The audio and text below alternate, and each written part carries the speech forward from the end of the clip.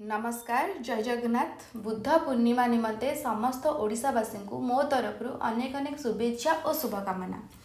बुद्ध पूर्णिमा बा वैशाख पूर्णिमा दिन परम कारुणिक गौतम बुद्धंकर जन्म होइतिला, मृत्युवरण होइतिला एवं से ज्ञान प्राप्ति करथिले।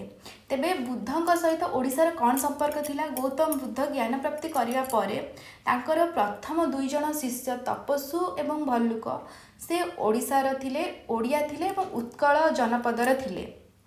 ता छड़ा जदि आम देखा बुद्धंक मृत्यु पर बुद्धंकर दांत आसी ओडिशार दंतपुर रे प्रतिष्ठा करा जाई, जहाँकि सेतेबेले कलिंग थिला, कलिंगर राजधानी दंतपुर थिला एवं दंतपुर रे प्रतिष्ठा करा जाई, सेठारे तांको पूजा करा होतला एवं बुद्धंकर दर्शन को सारा विश्व रे प्रचार और प्रसार करिवारे कलिंगर एक मुख्य भूमिका थिला।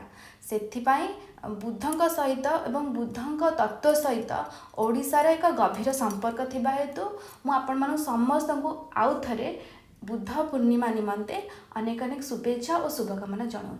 धन्यवाद।